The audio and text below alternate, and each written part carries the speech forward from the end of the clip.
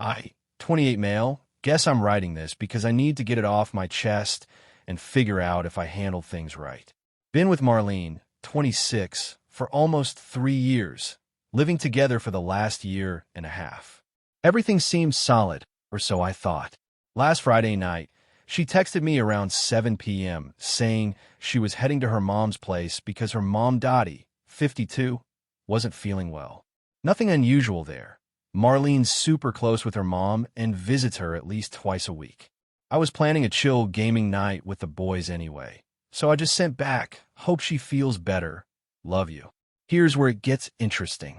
About an hour later, I'm setting up my console when I notice Marlene's iPad on the coffee table.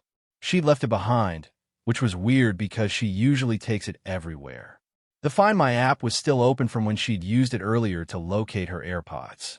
And right there on the screen, I could see her Apple Watch location. The Meridian Hotel downtown, not her mom's house in the suburbs. My first thought was maybe she stopped somewhere on the way. But when I checked again 30 minutes later, still at the hotel.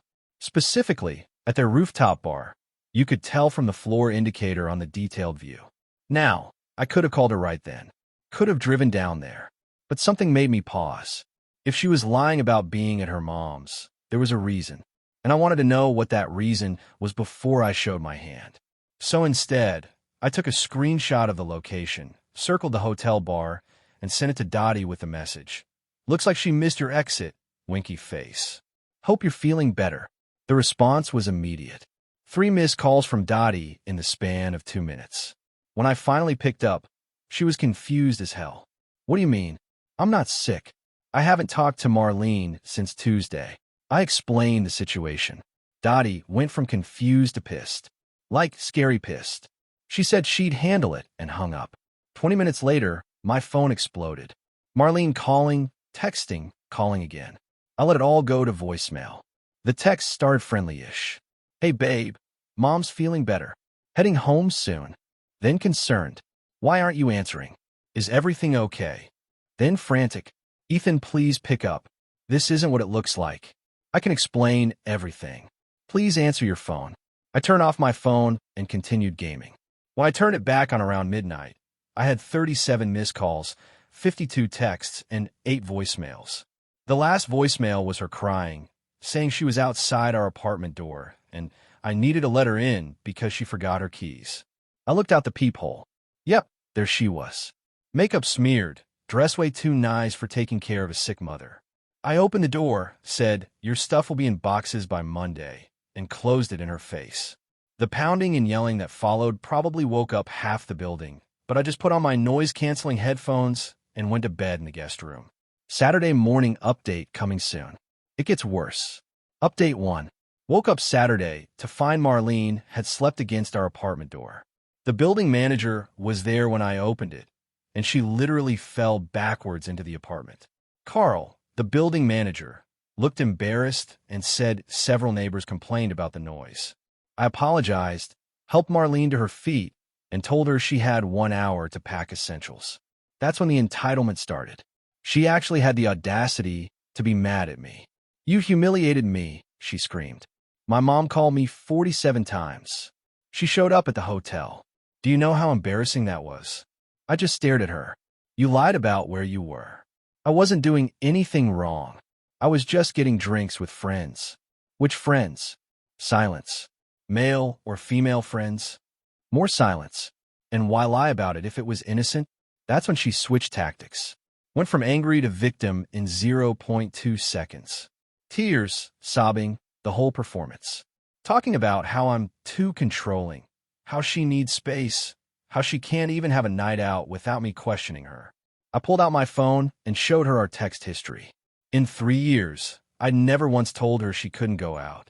Never checked up on her. Never even asked for details unless she volunteered them. The only reason I knew where she was this time was pure accident. "But you sent my mother after me," she wailed. "No, I sent your mother a screenshot showing you weren't where you said you'd be. What happened after that was between you two." She tried to storm into our bedroom, but I'd already changed the locks on that door. Interior lock, easy swap, did it at 6 a.m. Her stuff was in boxes in the living room. Just essentials, clothes, toiletries, medications. I told her she could coordinate getting the rest through a third party. The nuclear meltdown that followed was something to behold. She called me every name in the book, said I'd regret this, that I was overreacting, that I was ruining the best thing that ever happened to me. Then came the kicker. You can't just kick me out. I live here. I have rights. She was right about one thing. She had been living there long enough to establish residency. But here's what she didn't know. The lease was up for renewal in exactly 11 days. And only my name was on it. You're right, I said calmly. Which is why I'm giving you 30 days notice that I won't be renewing the lease with you on it. Here's your formal notice. I handed her the document I'd printed that morning. The look on her face was priceless. She grabbed her boxes and left, but not before delivering one final threat. Tanner's going to hear about this. Tanner, 31, is her older brother. Ex-Marine, personal trainer, thinks the sun rises and sets on his baby sister. I've been expecting this card to be played. Cool, I said. Tell him I'll be at the gym Monday at 6 a.m. like always. She slammed the door so hard a picture fell off the wall. But the story doesn't end there. Because Saturday afternoon, I got a call from an unexpected source, the bartender from the Meridian Hotel. Update 2. Saturday afternoon, I was deep cleaning the apartment. Amazing how therapeutic throwing away someone's forgotten hair ties can be when my phone rang. Unknown local number. Hello. Hey, is this Ethan? Marlene's boyfriend. Ex-boyfriend. Who's this? My name's Jerome. I'm a bartender at the Meridian. Look, I probably shouldn't be calling, but my conscience is killing me. My stomach dropped. What's going on? Your ex was here last night with some dude. They were all over each other until this older lady showed up and caused a scene. Security had to escort them all out. But here's the thing, this wasn't the first time. What do you mean? I mean, she's been coming in every Friday for the past 2 months. Always with the same guy. Always paying cash. Always left together around 11. I remember because she tips like crap and acts entitled as hell to my staff. I thanked Jerome and hung up. 2 months. Every Friday. All those times she was at her mom's, or out with the girls, or working late. But wait, it gets better. Sunday morning, I woke up to a text from Dottie. Can we talk? I have information you need to know. We met for coffee. Dottie looked exhausted and pissed in equal measure. She slid a folder across the table. I did some digging after Friday night, she said. The man she was with? That's Garrett Walsh. He's her boss's son. I nearly choked on my coffee. Marlene worked as a marketing coordinator at a mid-size firm. Her boss, Patricia Walsh, was known for being a hard ass who didn't tolerate BS. Her son Garrett was 34, married with 2 kids, and worked in the family business. There's more, Dottie continued. I called Patricia yesterday. Professional courtesy, mother to mother. Turns out, money's been going missing from the marketing budget. Small amounts, but consistent. Patricia's been trying to figure out who's responsible. You think Marlene? I don't think. I know. Garrett's been approving fraudulent expense reports. Fancy dinners claimed as client meetings. Hotel charges for conference rooms. Patricia's gathering evidence for a formal investigation. I sat back, stunned. Not only was Marlene cheating, she was doing it on her company's dime. Why are you telling me this? I asked. Dottie's face hardened. Because she's my daughter and I love her, but I didn't raise a liar and a thief. She made her bed. Now she gets to lie in it. Also, she pulled out her phone. She's been telling people you were abusive and controlling. That you were the reason she had to sneak around. I'm not letting her drag your name through the mud. She showed me Marlene's Instagram story. A black screen with white text. Sometimes you don't realize you're in a toxic relationship until you try to breathe. Starting fresh. Broken heart. The comments were full of support from her friends. You deserve better. He never appreciated you. Controlling men are the worst. I laughed. Actually laughed. She's really going all in on this narrative, huh? Oh, honey, Dottie said, patting my hand. She has no idea what all in means yet. Monday came around, and sure enough, Tanner was waiting at my gym. But not alone. He brought 2 of his buddies, all in matching tough guy workout gear.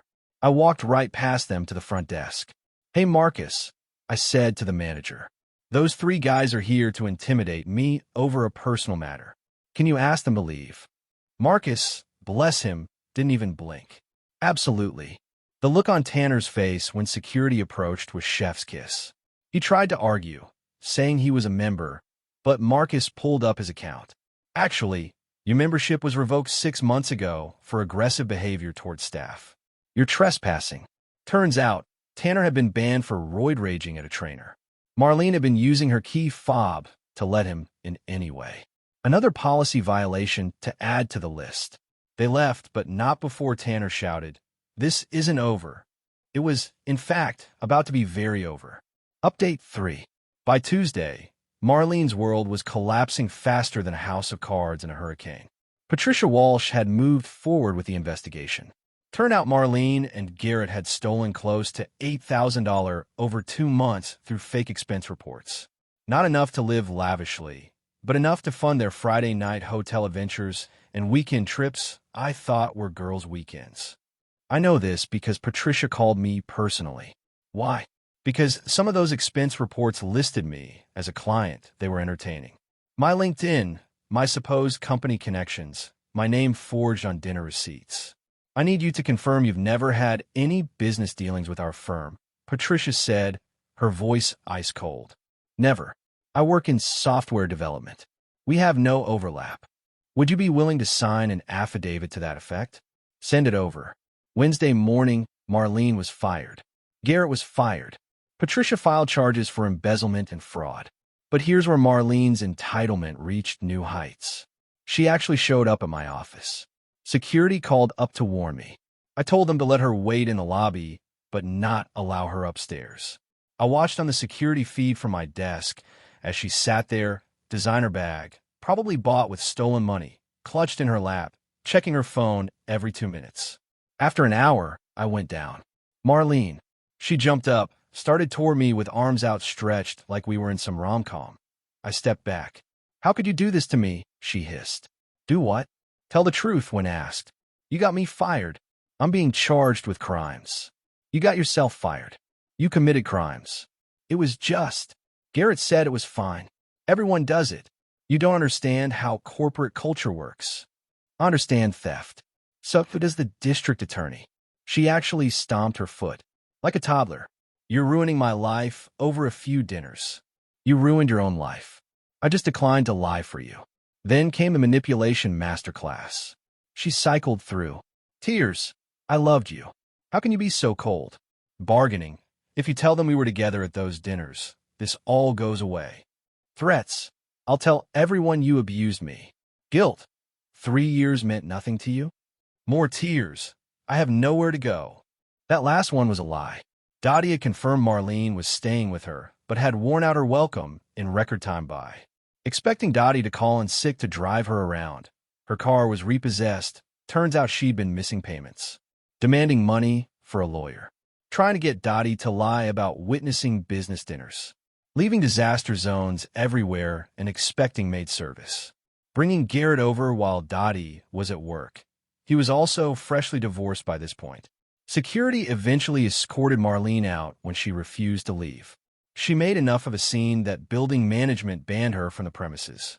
But the peak entitlement came Thursday night. I was at home, finally enjoying some peace, when I got a call from my landlord. Marlene had contacted him claiming to be my wife, saying I was having a mental breakdown and she needed emergency access to their apartment for my safety.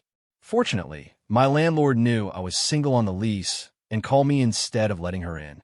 She was very convincing, he said. Even had a fake concern in her voice. Said you were off your medications and she was worried you might hurt yourself.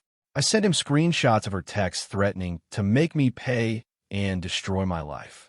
He said he'd handle it if she showed up again. She did. At 2 a.m.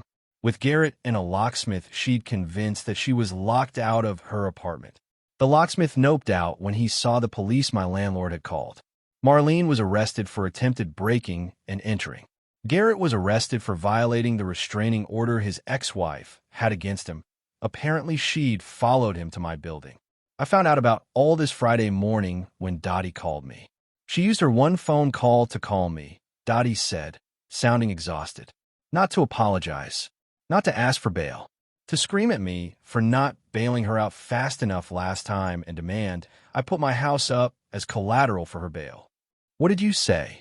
I said she could sit there and think about her choices. Then I hung up and blocked the jail's number. The entitlement didn't stop there. Over the next week, she had Garrett's ex-wife contact me to compare notes and suggest we sue them together. I declined but wished her well. She tried to claim I owed her half the security deposit on the apartment. Judge laughed that out of court. She posted a GoFundMe claiming she was a victim of workplace harassment and needed legal fees. It raised $45, all from Garrett. She had various flying monkeys contact me with sob stories about how she was suicidal/homeless/ starving. She was living with an aunt and working at said aunt salon. Final update. It's been 3 months since that Friday night when I sent a screenshot to Dottie. Here's where everyone ended up. Marlene pled guilty to reduced charges of misuse of company funds. Got 18 months probation, 200 hours community service, and has to pay restitution. She's working at her aunt's salon, living in a studio apartment, and last I heard from Dottie, was dating another married man she met at court-ordered therapy. Some people never learn. Garrett lost his job, his wife, split custody of his kids, and is paying alimony. Also on probation. Started a business consulting firm that's just him trying to MLM his way out of debt. Tanner got arrested 2 weeks after the gym incident for assault at a bar. Marlene couldn't bail him out this time. He's serving 90 days. Dottie, thriving. Cut Marlene off completely after she tried to steal Dottie's credit card for lawyer fees. Joined a book club, started dating a nice man from her church, and sends me Christmas cards. Me, I'm good. Renewed the lease, got a promotion at work. Turns out having a crazy ex makes your boss very sympathetic to needing time off for court, and started dating a woman from my climbing gym who thinks this whole story is wild. My only regret is not seeing the red flag sooner, but hey, lesson learned. The Meridian Hotel. Jerome the bartender hit me up last month. Apparently, they now have a photo of Marlene and Garrett behind the bar as banned customers. He said the staff calls it the Wall of Shame, and my ex has the honor of being couple number 3. Looking back, that split-second decision to send a screenshot instead of confronting her directly was the best choice I could have made. It let her entitlement fully reveal itself without me getting drawn into the drama. Sometimes the best revenge isn't elaborate. It's just stepping back and letting people face the consequences of their own actions. To everyone who's been cheated on, you deserve better. Don't let them gaslight you into thinking their betrayal is your fault. And always, always trust your gut. Peace out. Edit. Since a lot of people asked, yes, this is real. No, I'm not taking her back. And yes, Dottie is basically my adopted mom now. She makes killer lasagna.